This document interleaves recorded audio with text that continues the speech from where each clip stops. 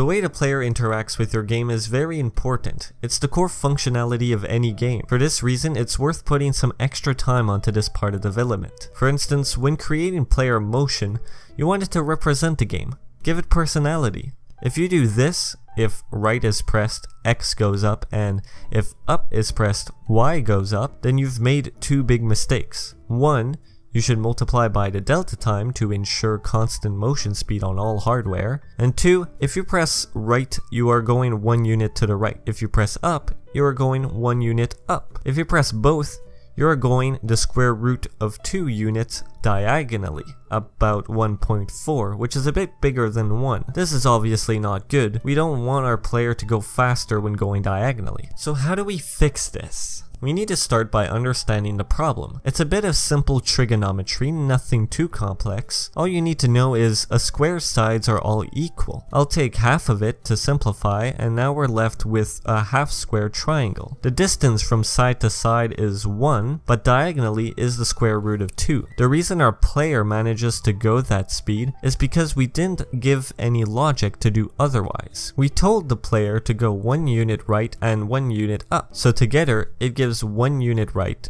and then 1 unit up, amassing a total distance from the original position of the square root of 2. Great, so all we need to do is add some more logic, but where to begin? Great question. We will start with a bit more trigonometry, but this time to help us. And this is just an example to inspire you to try your own solutions. So instead of making the input control the position directly, we can set it to control the angle, and later, the angle can be applied to the motion that is activated when we push any of the movement keys. The x will augment by the cos of our angle multiplied by the desired speed, and y will be the same but with sin. And that's it. But it's still pretty simplistic. This is where Locomotion comes in.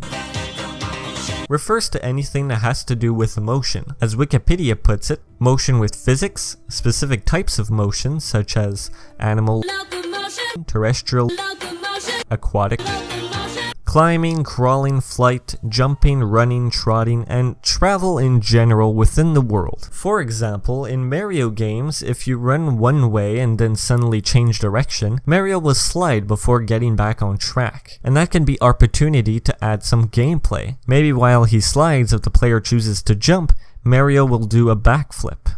Another great example is GTA 5. It's a goldmine of examples, from rocking and turning, to starting a sprint, to tripping on a mountain when it's too steep before falling. Next time you play a game, admire how you interact with it, and how the characters interact with the world. Thanks for watching, and I'll see you next week.